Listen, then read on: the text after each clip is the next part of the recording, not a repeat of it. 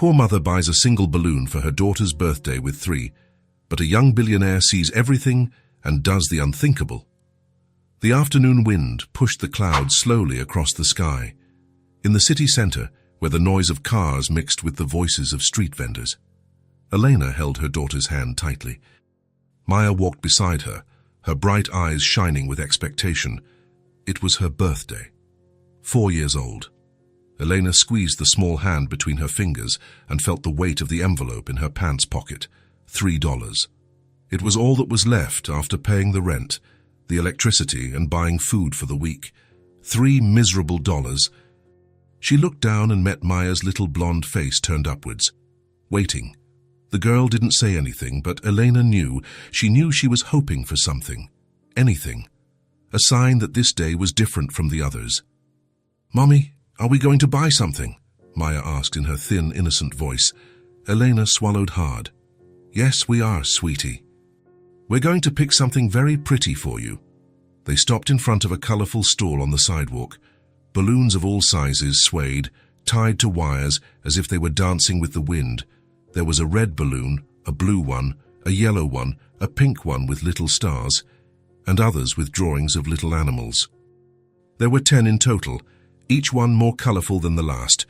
Maya let go of her mother's hand and ran to the stall, her eyes wide. "Look, Mommy! Look how many!" The vendor, a middle-aged man with a faded cap, smiled at the girl's enthusiasm. "Which one do you want, little one?" he asked. Maya looked all around, undecided. She wanted all of them. But something inside her, even at such a young age, already knew she couldn't ask for much.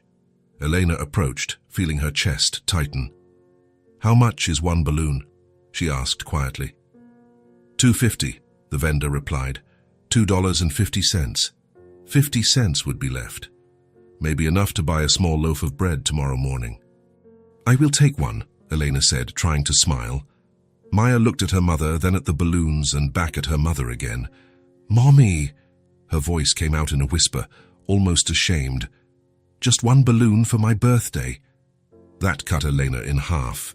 She knelt in front of her daughter, held her thin little shoulders, and looked right into her bright eyes. "Darcy, we don't have enough money, sweetie, but we're going to choose the most beautiful one. The most special of all, the one that only you deserve." Maya bit her lower lip and nodded. She didn't cry, she didn't complain. She just accepted, the way children do when they learn too early that life is hard. She pointed to the pink balloon with silver stars. That one," Elena paid. The vendor handed over the balloon, and Maya held the string with both hands as if it were the most precious thing in the world, and maybe it was. They were about to leave when a man's voice sounded behind them. "Excuse me." Elena turned. A tall man, in simple but well-kept clothes, was standing a few steps away. He had dark hair, a serious face, but his eyes had something different, something tired, but attentive. "Yes," Elena replied, automatically protective. The man looked at Maya, then at Elena, and then at the vendor. "How much to take all the balloons?" The vendor blinked, confused. "What do you mean?" "All of them. The 10 you have there." The vendor looked at the balloons and answered, $25. The man took his wallet out of his pocket, counted the bills, and handed them to the vendor without hesitation. "You can untie them all." Elena stood there, not understanding. Maya clutched the string of the pink balloon, her eyes wide. The vendor began to release the balloons from the wires, tying them all together with a single string. It was a strange, almost comical scene. A bouquet of 10 colorful balloons floating in the middle of the sidewalk. The man took the string, turned, and walked over to Maya. He knelt, getting down to her level, and held out the balloons. "May your birthday be a happy one, little one." Maya looked at the balloons, then at her mother, and back at the balloons again. She didn't know if she could take them. She didn't know if this was real. Elena felt her throat tighten. "Sir, I can't accept this." The man lifted his eyes to her. There was no pity in his gaze. There was something softer, something that looked like respect.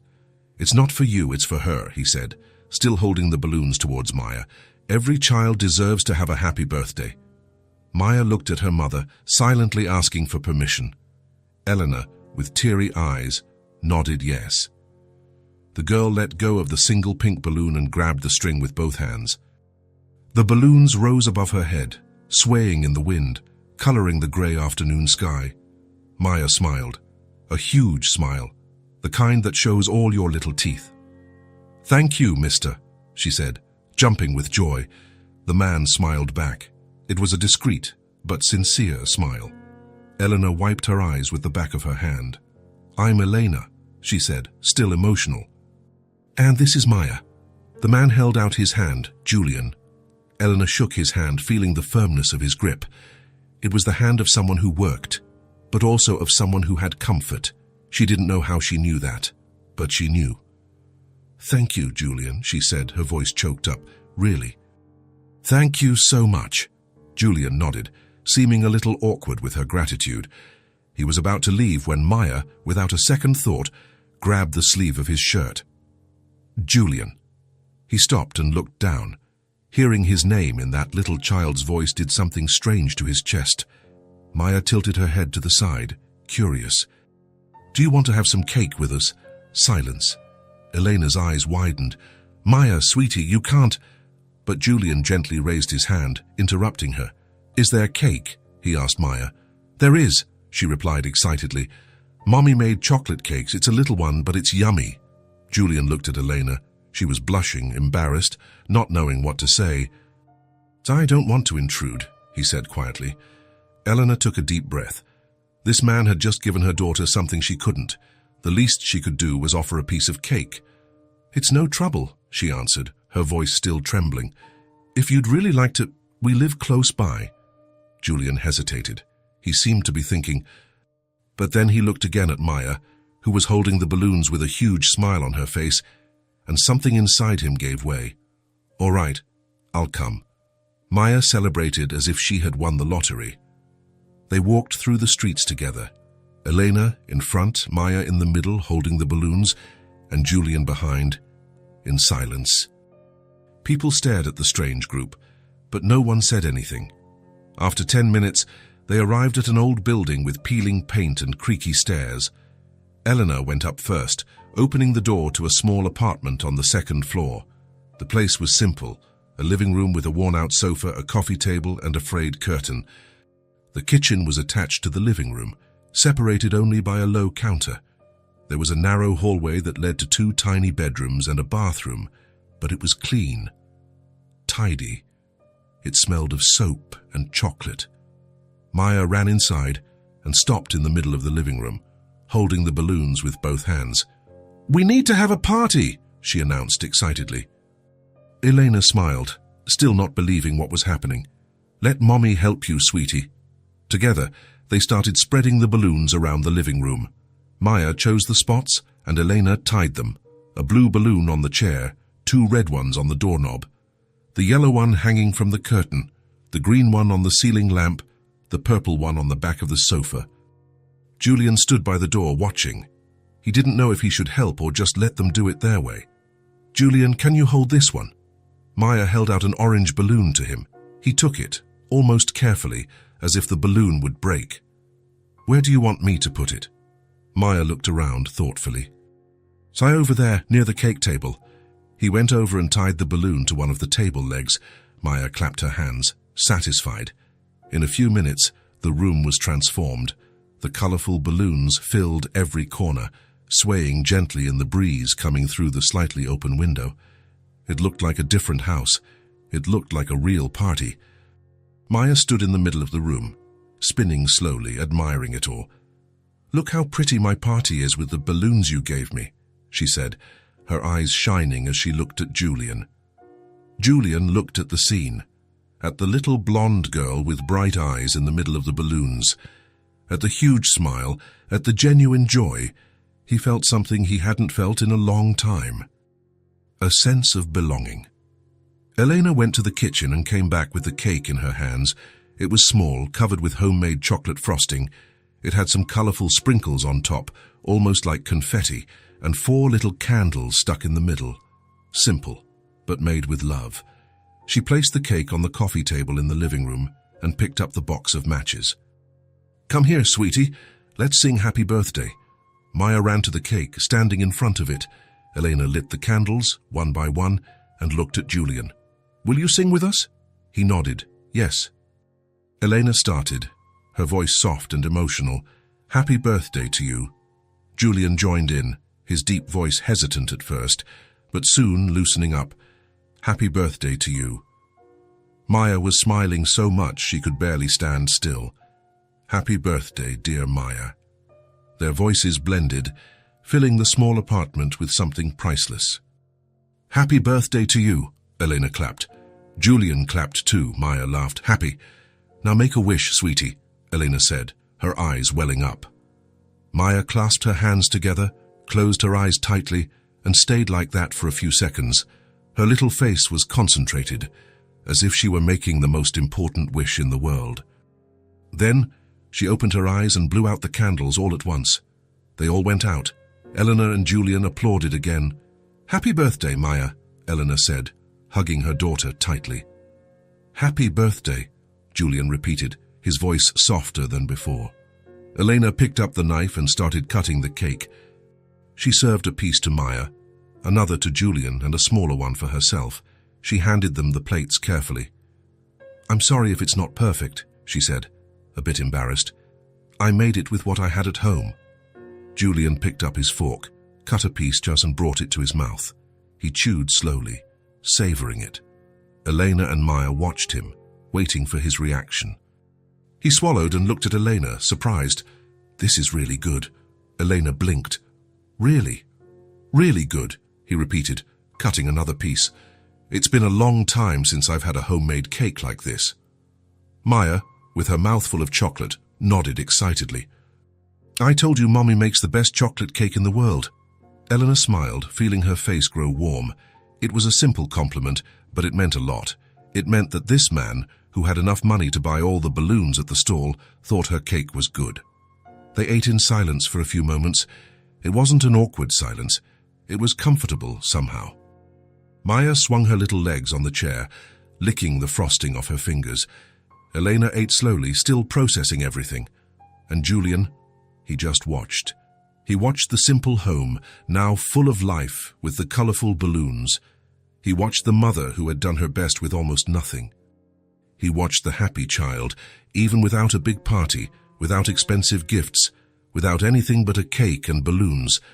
And something inside him ached. It ached because he realized that this simplicity, this genuine joy, was exactly what he never had. It was what money couldn't buy. After eating, Elena stood up and started collecting the plates. Julian stood up too. "Let me help," he offered. "You don't have to, really. I insist." They went to the sink together. He held the plates while she washed. They worked in sync, without saying a word. After a few minutes, Elena broke the silence. "Thank you for making her day special," she said, her voice low. I couldn't have given that to her on my own."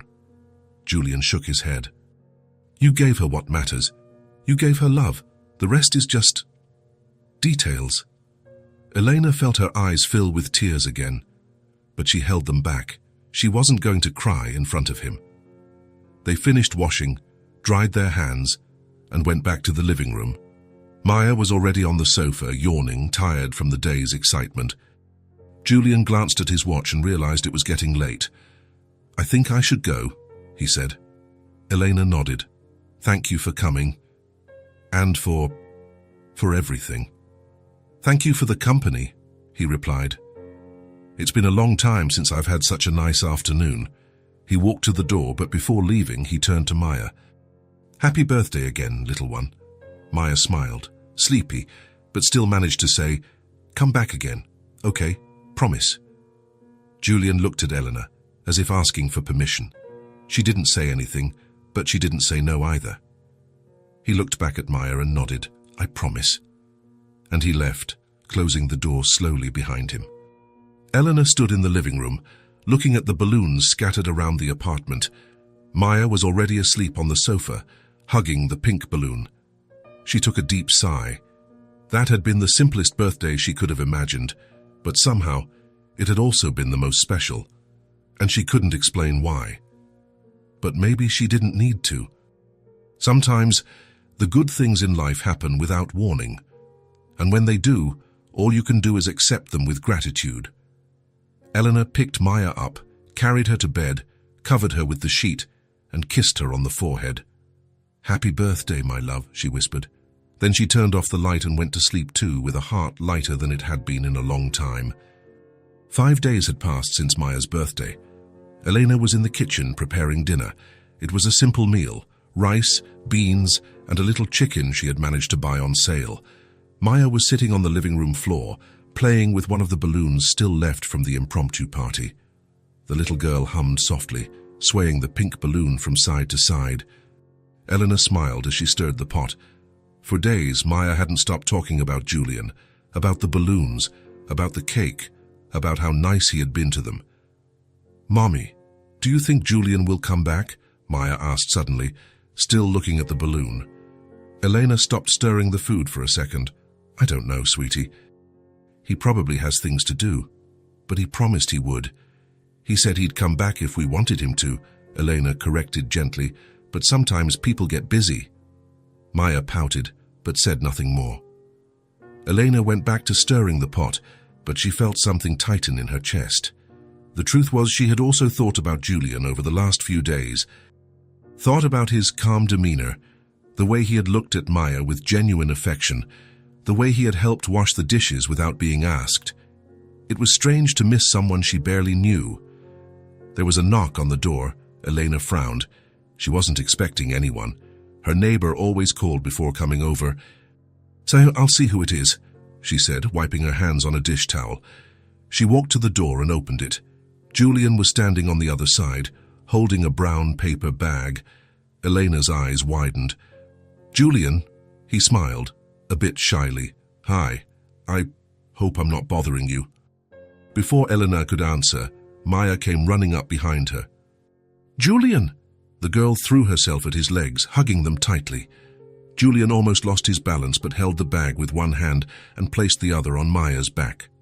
"Hi, little one," he said, laughing softly. Elena stood at the door, still processing his presence there. "I brought a few things," Julian explained, lifting the bag. "I thought you might like them." Maya was already trying to peek inside the bag, curious. "What's in there?" "Come in," Elena said, finally stepping away from the door. "We were just having dinner, but there's extra food if you want some."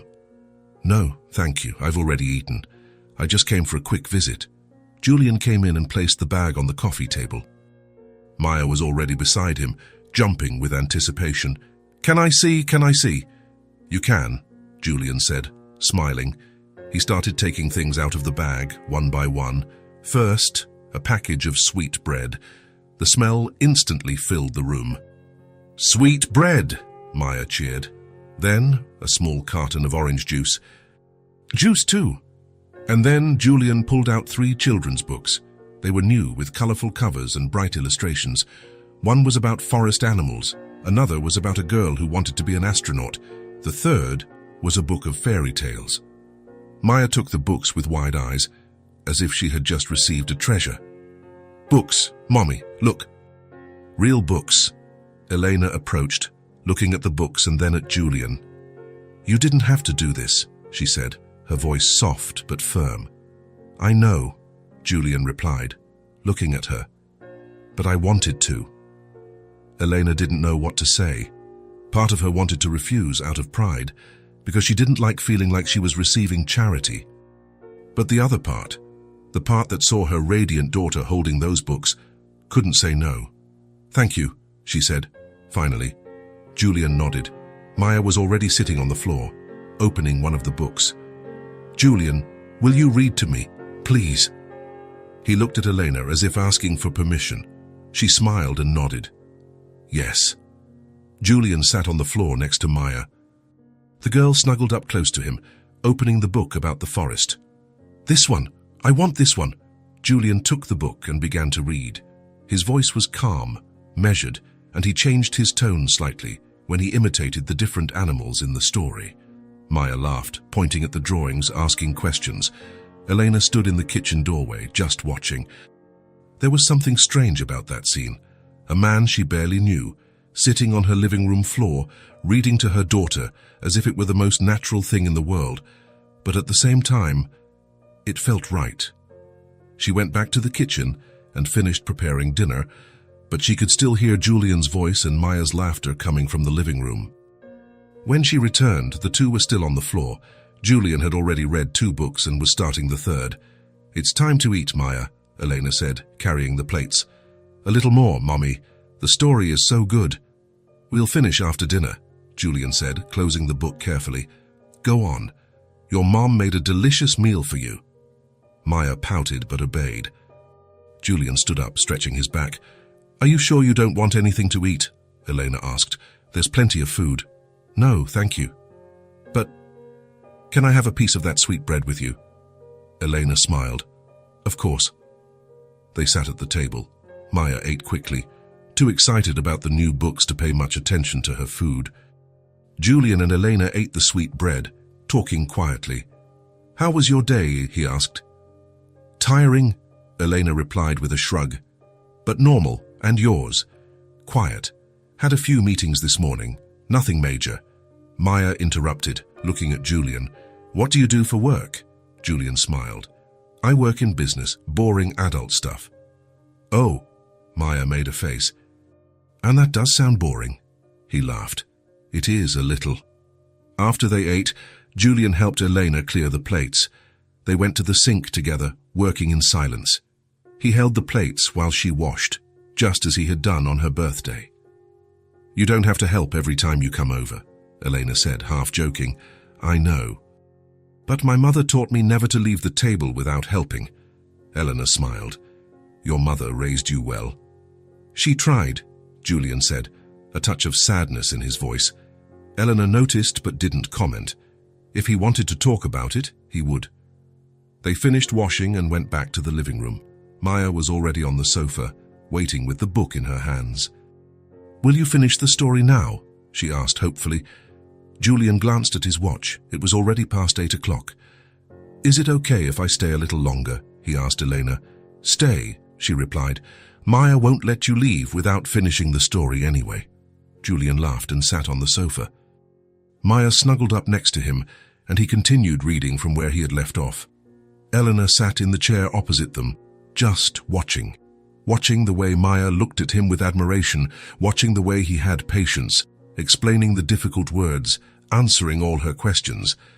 When the story ended, Maya yawned. "One more?" she asked, sleepy. "Tomorrow," Julian said, running a hand through the girl's blonde hair. "It's late. You need to sleep." "Will you come back tomorrow?" Maya asked, her bright eyes already heavy with sleep. Julian looked at Elena. She was quiet, but there was something in her gaze, something that wasn't rejection. He looked back at Maya. "Don, if you guys want me to, I'll come." "We want you to," Maya replied, trying to keep her eyes open. "Then I'll be back tomorrow." Maya smiled and stood up, swaying, still holding one of the books. "I'm taking this to bed, to dream about the story." Elena stood up too. "Come on, sweetie. Let's go brush your teeth." She took Maya to the bathroom. Julian stayed in the living room, looking around, looking at the balloons that were still there, a little deflated but still colorful, looking at the drawings on the fridge, looking at that small apartment that, somehow, felt more welcoming than his own house. Eleanor came back a few minutes later. "She's already asleep." "Didn't even wait for me to finish tucking her in." Julian smiled. "She's special." "She is," Elena agreed, sitting in the chair again. "She's everything to me." They were silent for a moment. It wasn't an uncomfortable silence. It was just calm. "Thank you for the books," Eleanor said, "and for the bread. And for coming back. You don't have to thank me." "Yes, I do." She looked at him seriously. "You had no obligation to do this, to come back, to care." Julian leaned forward, resting his elbows on his knees. "I came back because I wanted to, because—" He hesitated. "Because here I feel good. With you guys, things seem simpler. More real." Elena felt something tighten in her chest. "You can come back whenever you want," she said quietly. "The door is always open." Julian smiled. Then I'll come back tomorrow, and the day after, and the day after that, if you'll let me." Eleanor smiled too. "We'll let you." Julian stood up, glancing at his watch. "I really need to go now." "It's getting late." Eleanor walked him to the door. "Good night, Julian." "Good night, Eleanor." He left, and she stood at the door for a moment, watching him go down the stairs and disappear into the night. Then she closed the door slowly and looked at the living room, at the books on the table, at the leftover sweetbread, at the balloons swaying gently. And for the first time in a long time, Eleanor felt something she hadn't felt in years: hope. And Julian came back the next day, and the next, and the next, always bringing something small. Sometimes it was fresh fruit. Sometimes it was a simple toy. Sometimes it was just his presence. He played with Maya, read to her, taught her things, helped with her drawings, talked with Elena while she cooked. At first, Elena was tense, waiting for him to ask for something in return, waiting for him to get tired, waiting for him to disappear. But he didn't disappear. He kept coming back, and over time, his presence became part of their routine. Maya would wake up in the morning asking what time Julian would arrive. Helena would prepare extra tea just in case. The books were stacked on the coffee table, their pages already worn from being read so many times. As the weeks went by, Elena noticed small changes. Maya smiled more, talked more, drew more. She had started calling Julian by his name naturally and without shyness, and Elena started to realize she was waiting for him too.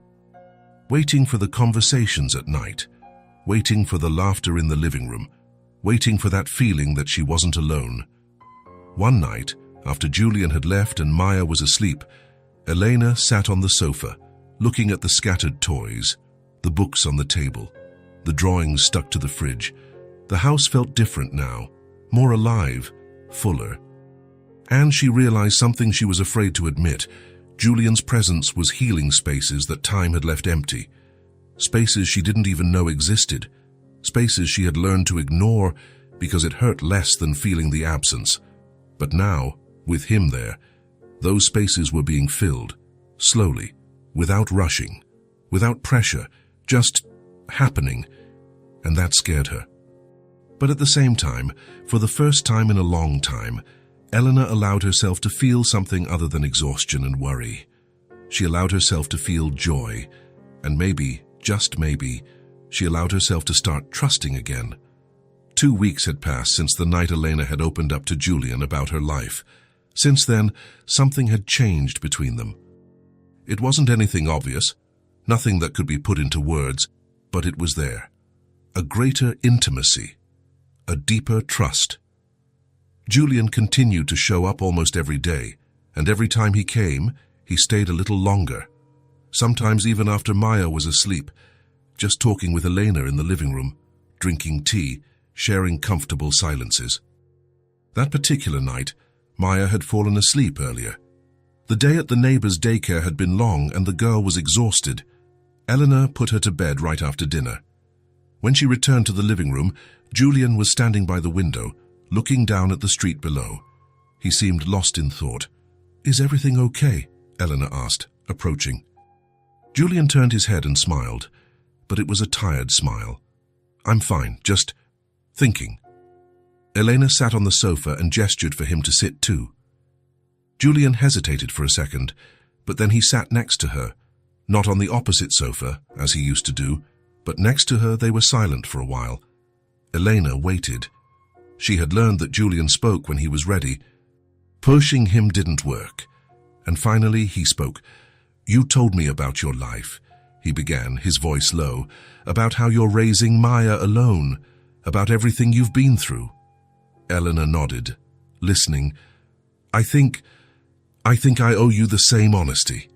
He took a deep breath as if preparing for something difficult. "I grew up with money. A lot of money. My father had a big company. We lived in a huge house.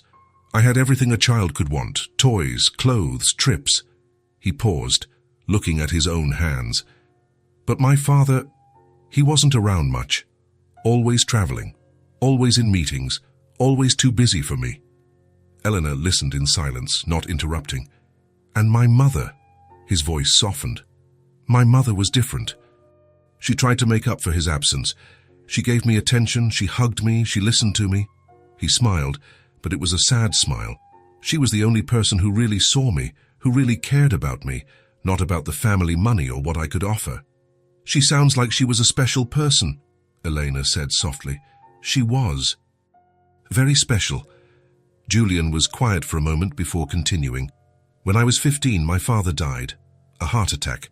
It was quick, and suddenly everything fell on my shoulders. The company, the business, everything. He ran a hand through his hair, a gesture of exhaustion. My mother tried to help, but she didn't understand much about business, so I learned fast.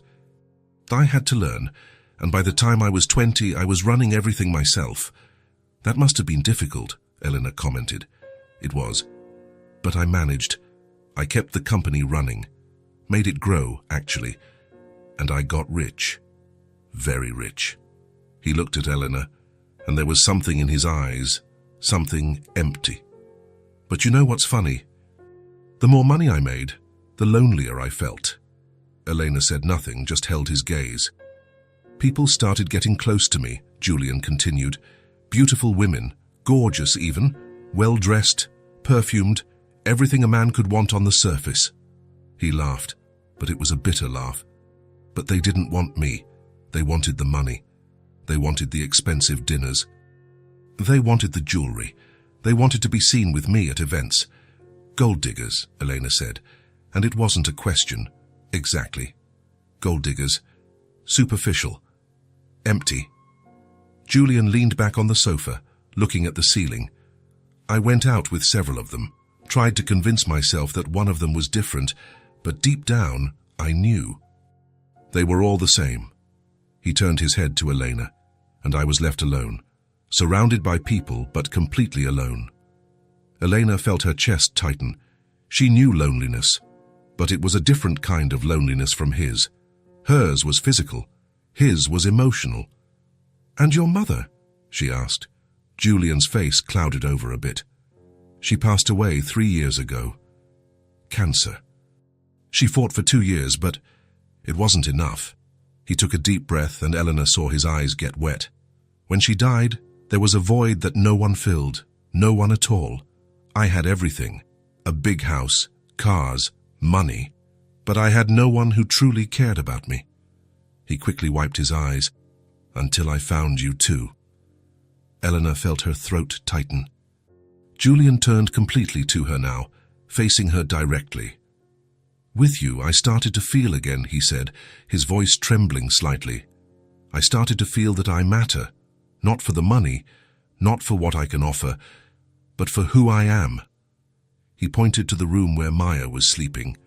"That little girl hugs me because she likes me, not because I bought her balloons, but because she really likes me." He looked back at Elena. "And you talk to me for real. No pretense, no masks, just truth." Elena felt her eyes burn. "Julian." "I know it must seem strange," he interrupted. "A rich man saying he feels lonely. People usually think money solves everything, but it doesn't." He shook his head. "Money buys comfort. It buys things, but it doesn't buy true affection. It doesn't buy real companionship. It doesn't buy a home." Eleanor reached out and took his hand. It was a simple gesture, but it meant everything. "You're not alone anymore," she said softly. Julian squeezed her hand back. "I know. And that's why I keep coming back. That's why I can't stay away. Because here I feel at home." They stayed like that for a moment, hands intertwined, a comfortable silence between them. Then Julian broke the silence again. "Can I ask you something?" "Of course." "Maya's father." He hesitated. "You've been raising her alone since she was a baby, but you've never talked about him." Elena let go of Julian's hand and leaned back on the sofa. She knew this conversation would come eventually, and maybe it was time to talk about it. She was quiet for a long moment, and Julian didn't press. He just waited. Finally, she spoke. "I was 19 when I met him," she began, her voice low. I was working at a grocery store, and he showed up one day, handsome, charming. I knew how to say the right things. She smiled, Bassem, but it was a bitter smile. I fell in love fast, too fast. And he seemed to like me too. At least, that's what I thought. Julian listened in silence. We dated for a few months. It wasn't anything serious for him, I guess, but for me it was everything. It was the first time someone had paid attention to me like that. She took a deep breath. And then I found out I was pregnant. Eleanor paused, and Julian saw the pain in her eyes. I was terrified, but also hopeful. You know, I thought we would start a family, that he would stay, that we would figure it out together. She laughed, but it was a humorless laugh. When I told him, he was silent. That heavy silence, you know it's not good. And then he said he wasn't ready, that he didn't want a child, that it was too soon. Her voice trembled a little. I tried to talk to him, tried to say we could make it work, but he had already made up his mind. Elena quickly wiped her eyes. 2 days later, he was gone. Moved to another city, changed his number, disappeared, as if the baby and I had never existed. Julian felt anger tighten in his chest, anger for a man he had never met, anger for someone who had abandoned Elena and Maya. And I was left alone, Elena continued, pregnant, with no family, no support, nothing. She looked at the bedroom door where Maya was sleeping. I thought about giving up. I thought I wouldn't make it. But then she was born. A genuine smile appeared on her face. And when I looked into those bright little eyes, I knew I would find a way. No matter how hard it was, I would raise her. I would give her everything. I would be both mother and father. Elena looked at Julian. She doesn't remember him. And I barely do. Over time, the anger faded, and I realized it's not worth holding a grudge. He lost the chance to know this amazing little girl. She took a deep breath. But everything he left me is sleeping in there, and she is perfect. Even coming from something that hurt so much, she is perfect. Julian was quiet for a long moment, processing everything, feeling her pain, admiring her strength. Then he spoke, his voice low and respectful. Thank you for telling me. Eleanor looked at him, surprised. Why? Because I know it wasn't easy, and because I respect it. I respect what you went through, what you faced, and I won't judge, I won't question. I won't try to fix anything. Elena felt something tighten in her chest. You're different, she said softly. How so? Most people, when they find out I raised my daughter alone because her father abandoned us, they look at you differently, with pity or with judgment, as if it were my fault for choosing wrong. She looked into his eyes. But you just listened without judging. Julian took her hand again. It's not about filling anyone's shoes, he said. It's about being here, now. It's about moving forward, even while carrying the past. Eleanor nodded. I understand, more than you know. And he did understand, because he also knew what it was like to move forward while missing someone. Missing his mother, missing someone who truly cared. They sat there, hands intertwined, sharing the weight of each other's losses. They didn't need to say anything more. They didn't need to explain, because they both understood. They understood what it was to lose someone, whether through death or abandonment. They understood what it was to feel alone. And they understood what it was to finally find someone who saw the pain and didn't try to fix it, just stayed there, present. After a long silence, Julian finally spoke. I think we have more in common than I thought. Eleanor smiled through her tears. I think so too. We're kind of broken, aren't we? Very broken, she agreed, laughing softly. But maybe, Julian hesitated, maybe we can help each other pick up the pieces. Elena looked at him, at the man who had everything but had nothing, at the man who had found a home in a small, simple apartment, at the man who had looked at her and seen a person, not a cleaner, at the man who didn't judge when he learned the truth. Maybe, she said softly. And in that moment, sitting on the worn-out sofa, Hands intertwined, sharing pains and voids, they began to understand something important. Sometimes, the most broken people are the ones who fit together best, because they understand, they respect. They don't try to fix, they just stay. And being there, present, was all they both needed. The morning was cold when Julian entered the office building downtown. He had a meeting scheduled at 9 with investors on the 12th floor. It was an important meeting, the kind that could yield millions if everything went well. He adjusted his tie as he walked through the revolving doors and into the lobby. The place was spacious, with a gleaming marble floor and floor-to-ceiling glass walls. Very modern, very corporate, very cold. And it was there, in the middle of that huge lobby, that he saw her. Eleanor. She had her back to him, standing on a small stepladder, cleaning the high windows with a cloth and a spray bottle. She wore a simple blue uniform, her blonde hair tied in a low bun. She stretched to reach the top corner of the glass, wiping the cloth in circular motions. Julian stopped in the middle of the lobby, just watching. He had never seen her at work. He had never thought about what it was like. But there she was, doing what she did every day. Invisible to everyone who rushed past in the lobby, executives in suits, secretaries in high heels, everyone passing her as if she were part of the wall. A man in a grey suit bumped into her as he passed, not even apologizing. Elena held onto the ladder, swayed a little, but managed to regain her balance. She continued cleaning as if nothing had happened, as if it were normal. Julian felt something tighten in his chest, a mixture of anger and sadness. He walked toward her slowly, his steps echoing on the marble. When he got close, he stopped beside the ladder and looked up. Elena. She looked down, startled. The cloth almost fell from her hand. When she saw who it was, her bright eyes widened in surprise. Julian? She quickly climbed down the ladder, almost tripping on the last step. What are you doing here? She looked around nervously, as if afraid someone would see them talking. I have a meeting here, he explained, pointing upward. On the 12th floor, you work here? Elena looked down, embarrassed. She wrung the cleaning cloth in her hands. I started a few months ago. I didn't know you came to this building. Julian looked at her, at the simple uniform that seemed too big for her, at her rough, red hands from so much scrubbing, at how small she looked in that huge lobby. You know I see you, right? He said quietly, stepping closer. From the very first day. Eleanor slowly raised her eyes, confused. What do you mean? I see you, Julian repeated, his voice firm but gentle. As a woman, as a person. It doesn't matter what you're doing or where you are. I always see you. Eleanor felt her throat tighten.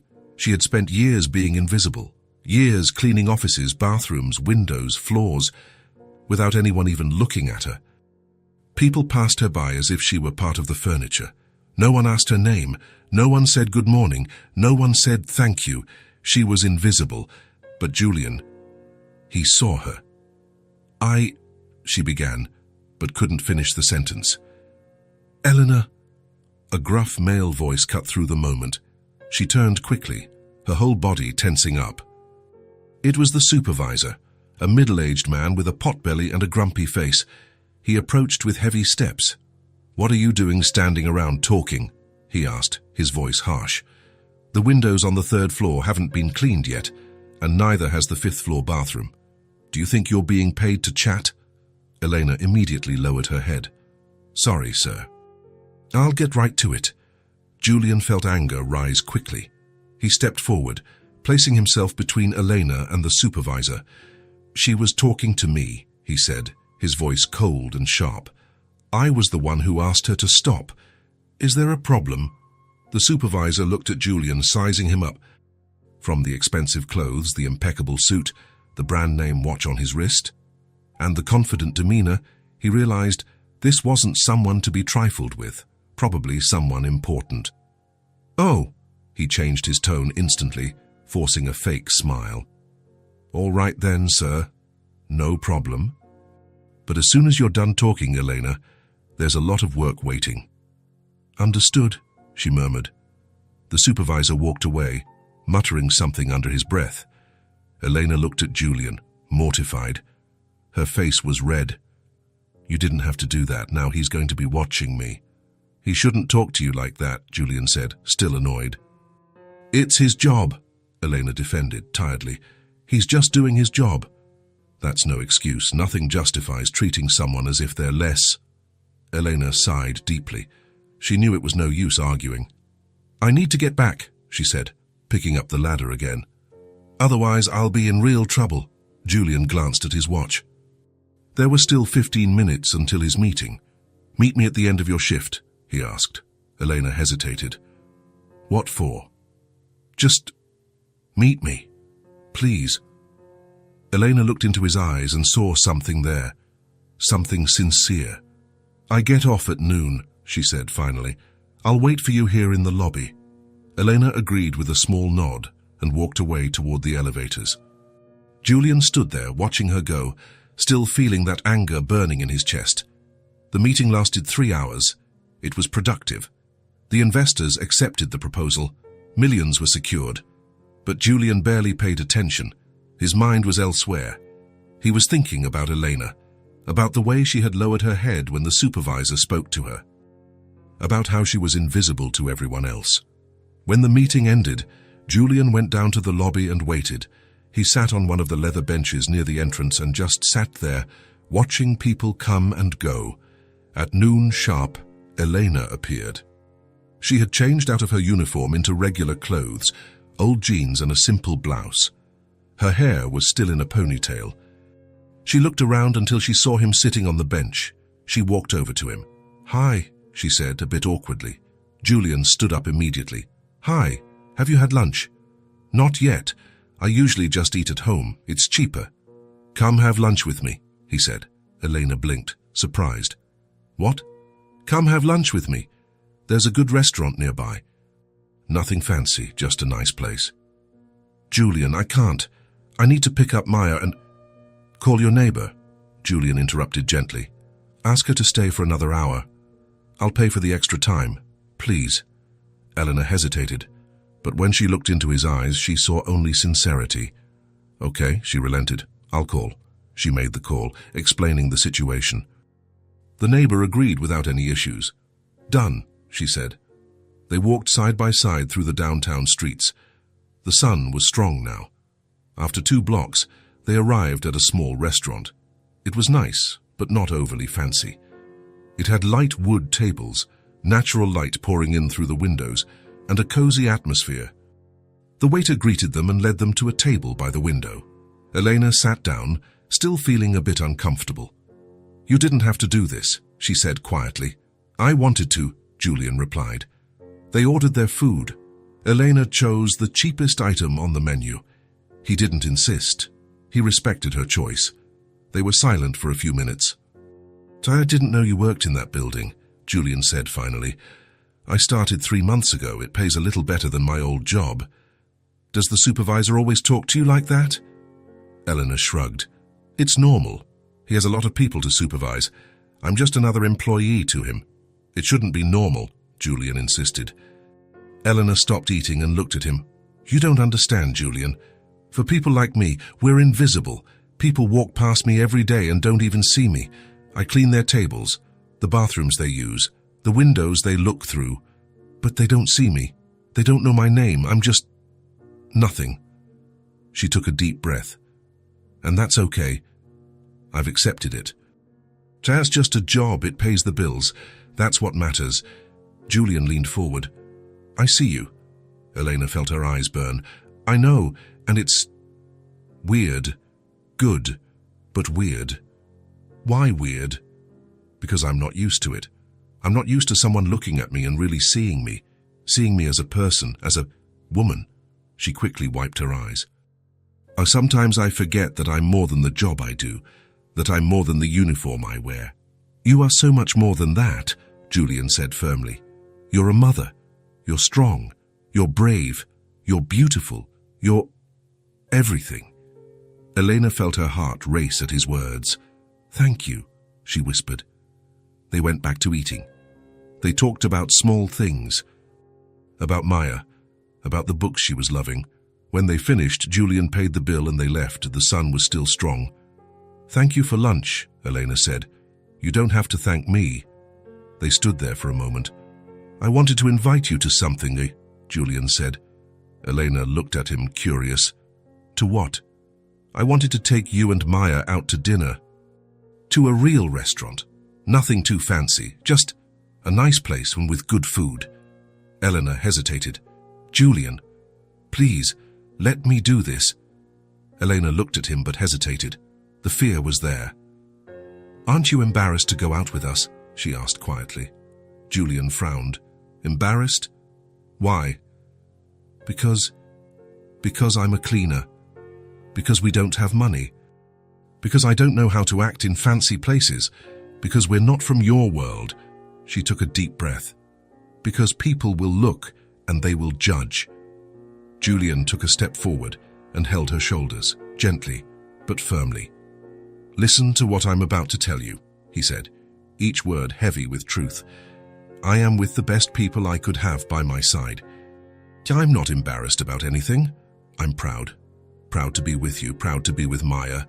And if anyone looks at us the wrong way, that's their problem, not mine." Elena felt the tears return. "You're different from anyone I've ever met," she said. "So, do you accept the invitation?" Elena wiped her eyes and smiled. "We accept." 2 days later, on Saturday night, Julian came to pick up Elena and Maya from the apartment. He had carefully chosen a restaurant, nice but cozy. Maya was thrilled. She had put on the prettiest dress she owned, a simple pink dress. Elena wore black pants and a light-colored blouse. Her blonde hair was loose on her shoulders. Julian arrived at the agreed time, and the three of them walked to the restaurant. It was close, it's about a 20-minute walk. The night was pleasant. Maya skipped between them, holding each of their hands, telling stories about everything she saw on the street. Eleanor and Julian exchanged glances over the little girl's head, smiling. When they arrived at the restaurant, Maya stopped at the door, open-mouthed. The place had yellow lights hanging from the ceiling. Soft music was playing. A delicious smell of Italian food filled the air. "Look how beautiful it is, Mommy," Maya said, her bright eyes shining. "It's like in the movies." Elena smiled. Seeing her daughter this happy was worth everything. The waiter greeted them and led them to a table by the window. Maya sat on the edge of her chair, looking at everything with curiosity. They ordered their food. Julian helped Maya choose a simple pasta with tomato sauce. Elena ordered something modest, but Julian insisted she order a dessert too. While they waited, they talked. Julian asked Maya questions, and she answered excitedly, gesturing, telling him about the drawings she had made. Elena watched quietly, seeing the way he interacted with her daughter, the way he truly listened, the way he treated Maya as if she were the most important person in the world. The food arrived, and they ate amidst laughter and conversation. It was light. It was enjoyable. It was family. In the middle of dinner, after eating half of her pasta, Maya put down her fork and grew quiet. She looked down at her own fingers, and then lifted her eyes to Julian. "Julian?" she called softly. "Yes, little one?" Maya clasped her little hands on the table and took a deep breath. "I want to learn how to read and write," she said, her voice full of hope. Julian stopped eating and looked at her. Elena turned red, embarrassed. "Maya, you don't need to talk about that now." But Julian raised his hand gently. "Let her speak," he said. He leaned forward. "Say, why do you want to learn to read and write, Maya?" Maya looked at her own fingers, organizing her thoughts. Because when you bring me books, you have to read them to me. And I want to read by myself. I want to know what the stories say without having to wait." She lifted her eyes, and there was so much sincerity there. "And I want to know what the street signs say when I walk with Mommy. And I want to write my name. I want to write little notes for Mommy when she's sad. I want to write down the stories I make up in my head." Her voice grew quieter. "And I want to go to a real school, with other kids, with a teacher, with a notebook and pencils, with a uniform. With everything the other kids have." Julian felt something stir inside him. Maya continued, looking at her mother with a smile.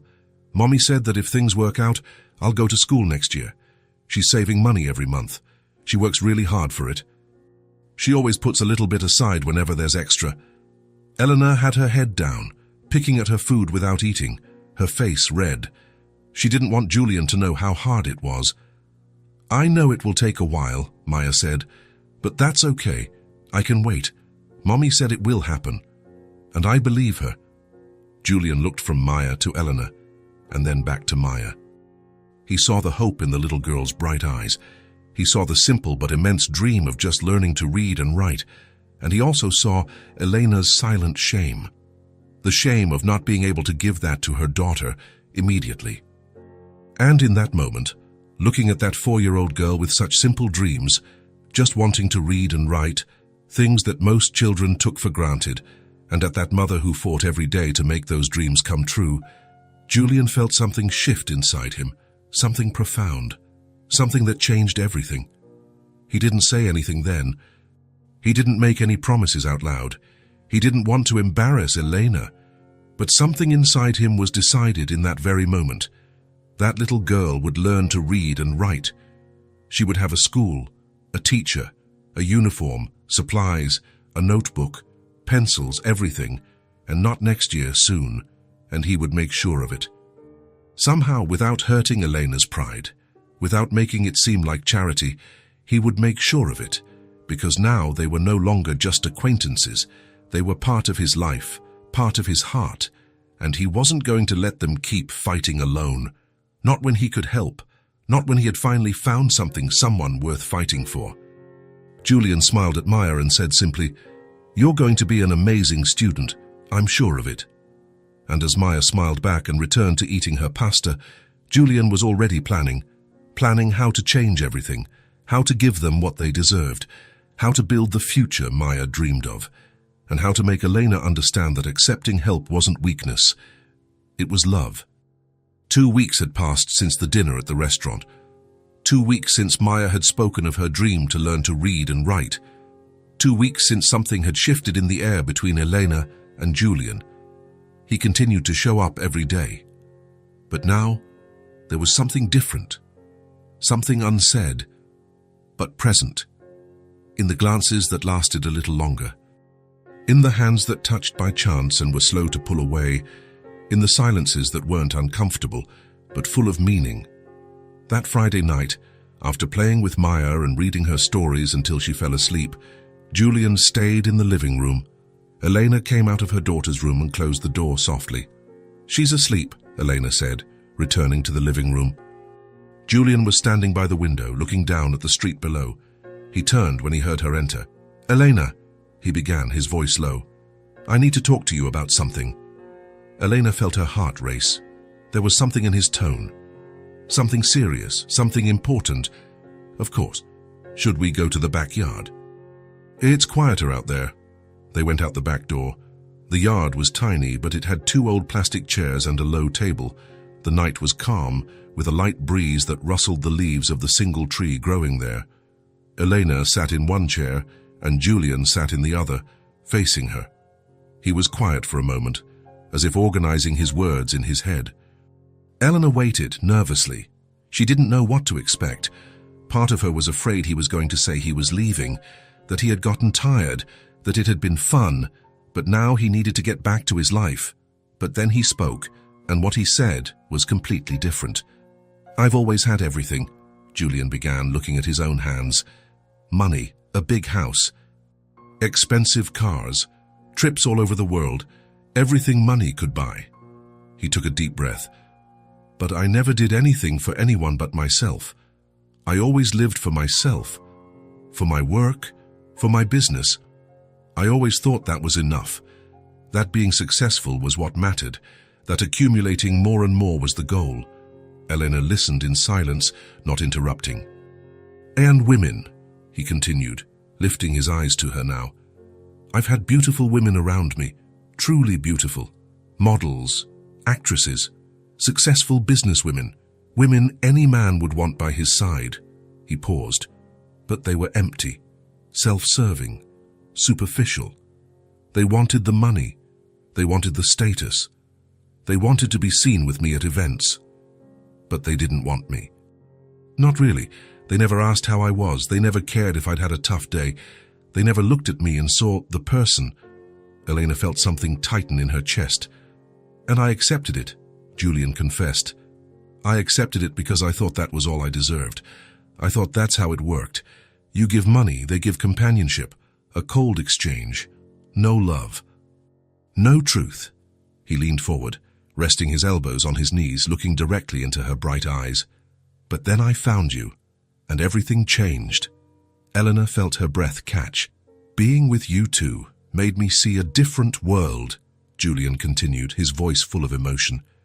A world where what matters isn't how much you have, but how much you care, how much you give, how much you love. He reached out and took her hand. You are everything I've ever looked for. You are real. You are true. You are strong. You are beautiful, not just on the outside, but on the inside. For the way you love your daughter, for the way you fight every day, for the way you never give up. Eleanor felt her eyes fill with tears. And I fell in love with you, Julian said, and every word came from the bottom of his heart. I fell in love with the woman who cleans windows in the morning and comes home to bake a chocolate cake in the afternoon. I fell in love with the mother who does everything alone but never complains. I fell in love with the person who made me feel at home for the first time in years. He squeezed her hand. I want to be more than a friend, he said, his voice firm yet vulnerable. If you'll let me. I want to take care of you from now on. Not as charity, not as an obligation, but because I love you, and I love Maya. And I want to build something real with you. Elena was crying now, tears streaming freely down her face. She didn't take her eyes off him.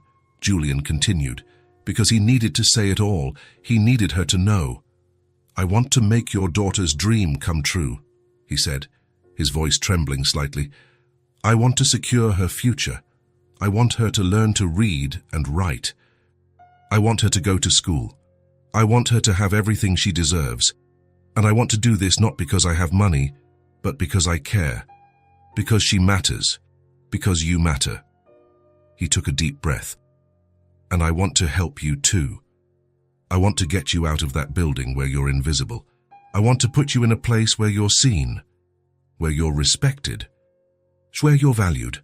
Not because I think you're not capable, but because you deserve better. You deserve so much more than what life has given you so far. He stopped, waiting for her to say something, waiting for her to accept or reject, waiting. Elena wiped her eyes with her free hand. She looked at him, at the man who had entered her life without warning.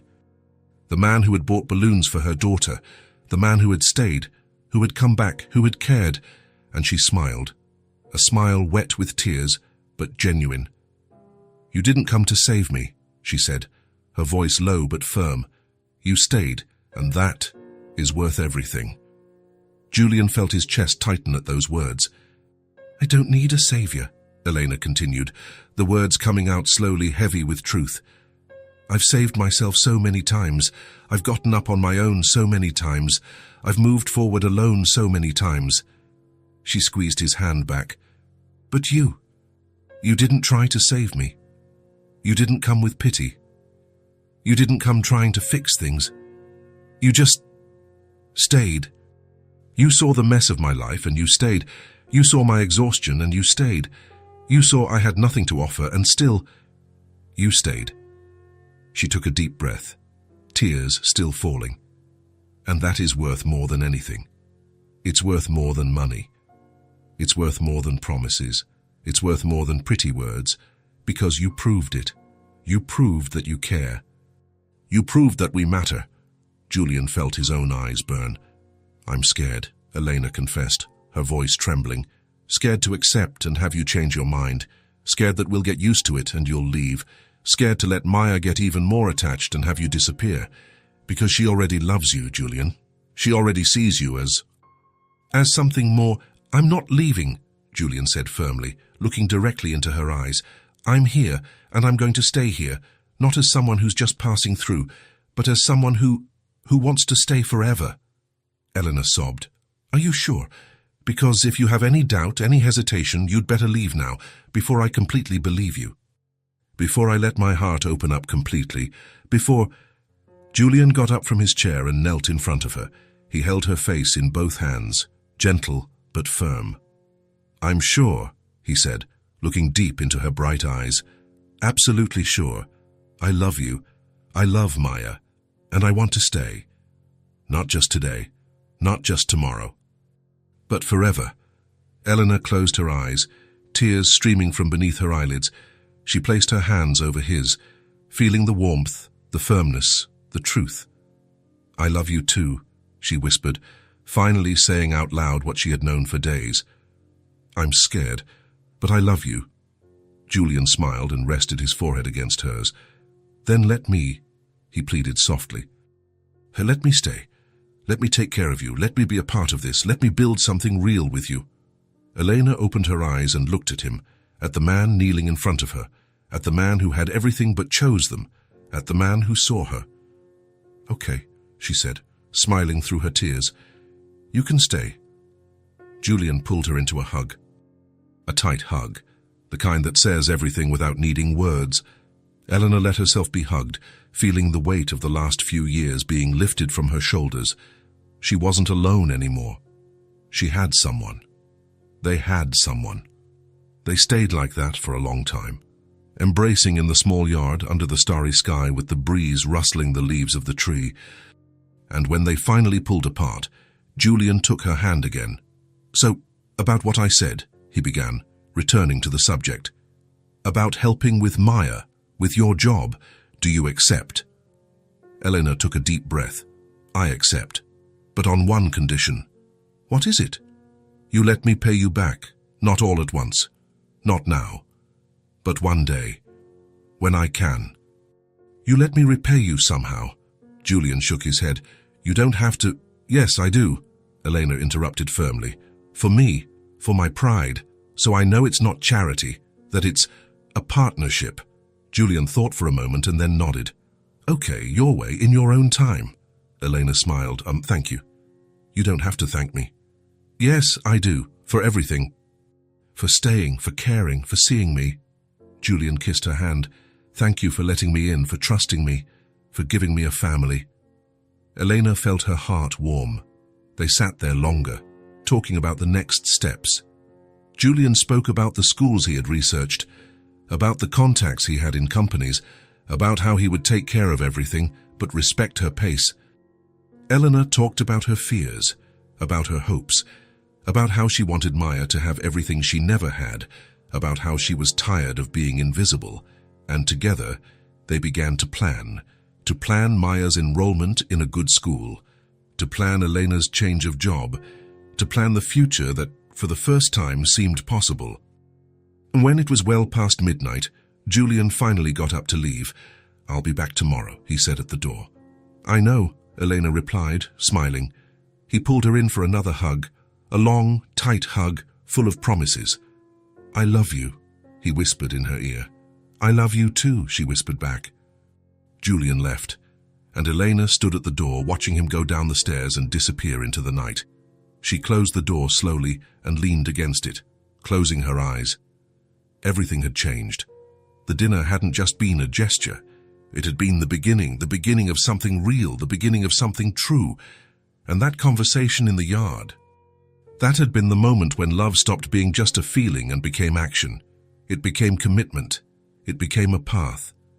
Eleanor opened her eyes and looked at the living room, at the scattered toys, at the books on the table, at the life that had been just hers and Maya's, but that now had someone else.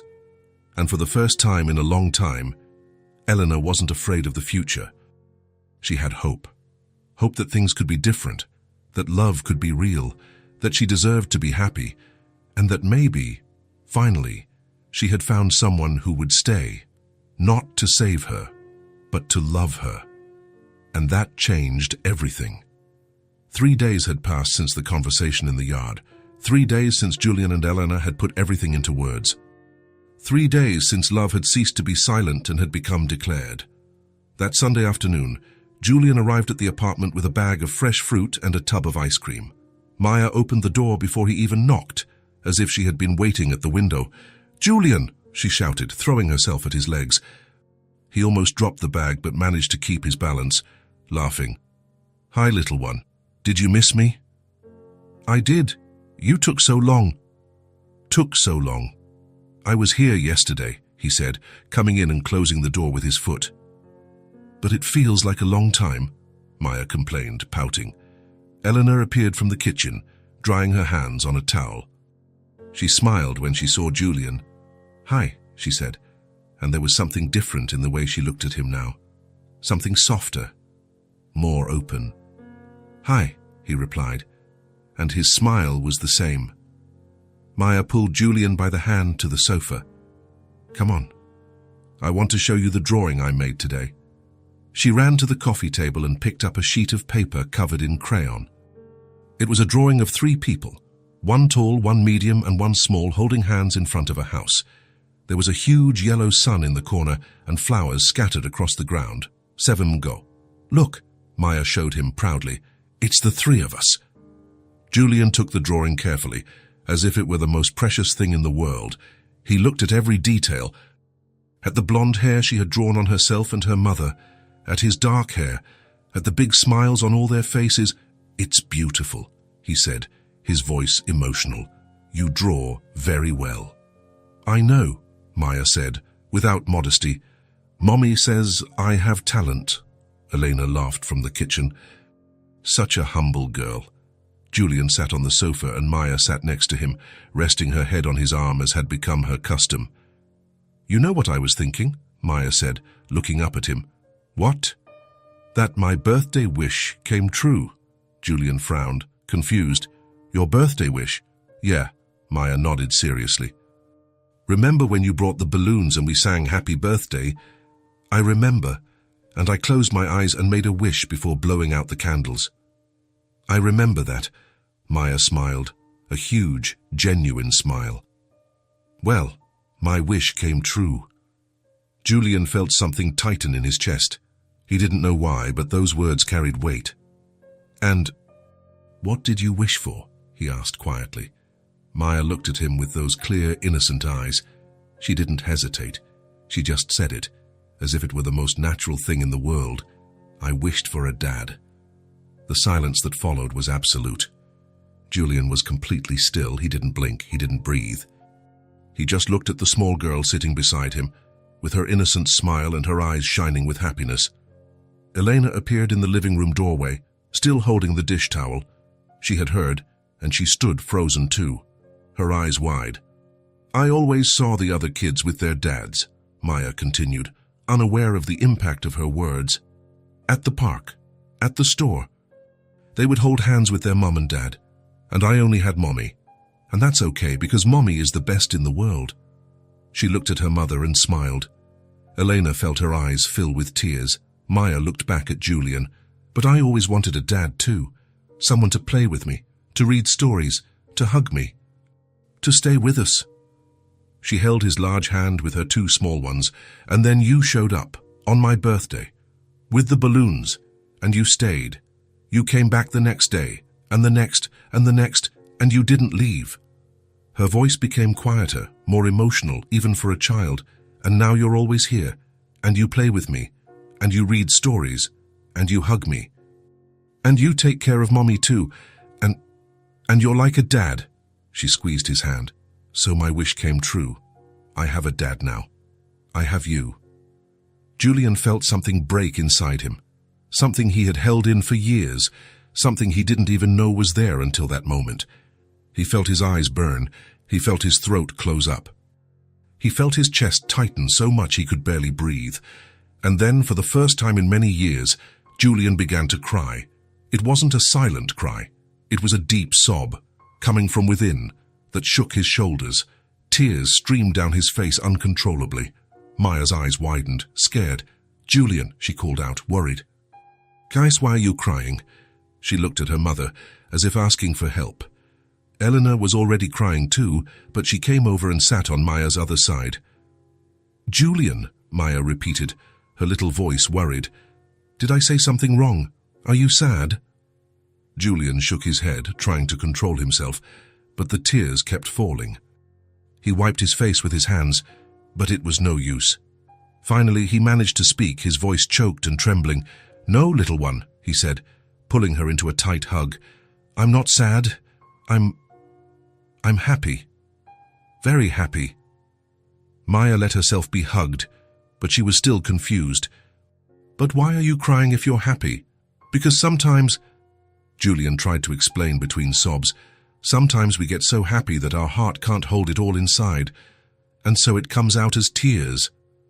He pulled back a little to look at her, holding her small face in both hands. "You have no idea how much those words mean to me," he said, his voice breaking.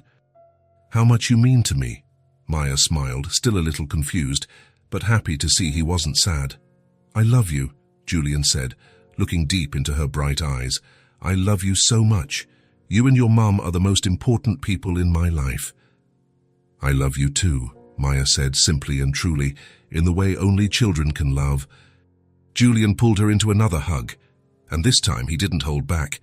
He cried on that little 4-year-old's shoulder, cried out years of loneliness, cried out years of emptiness, cried out all the love he had never had the chance to give.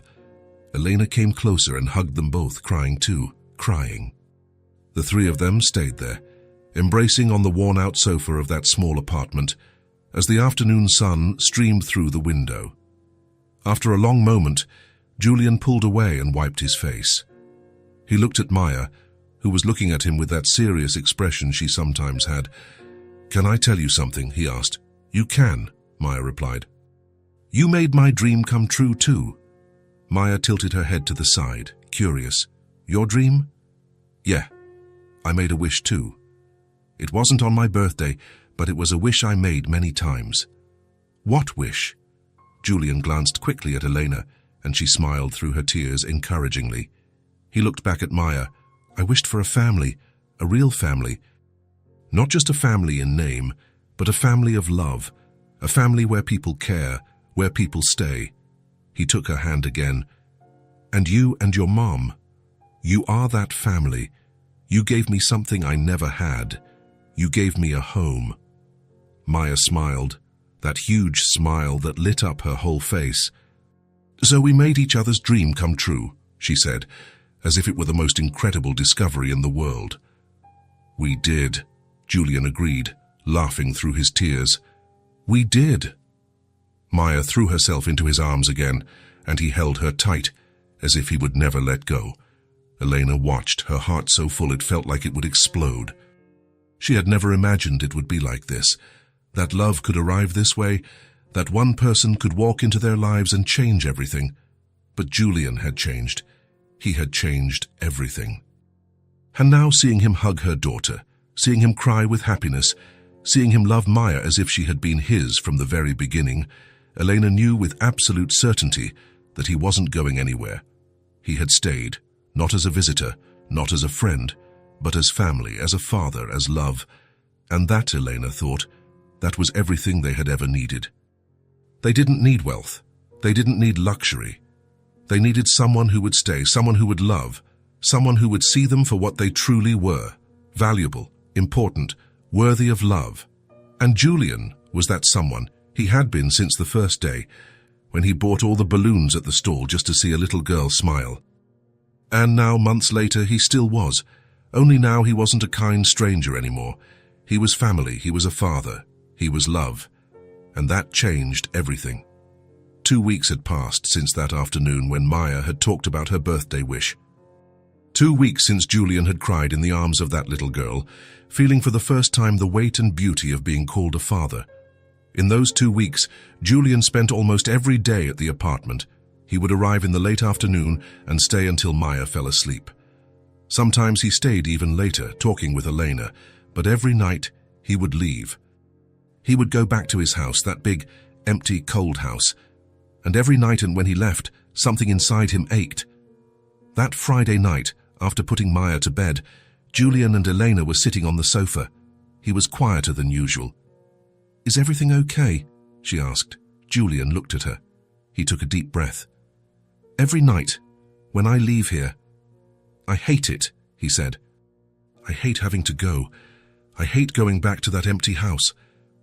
Elena sat quietly, listening. "This little apartment, this is my home. Here, with you." He took her hands.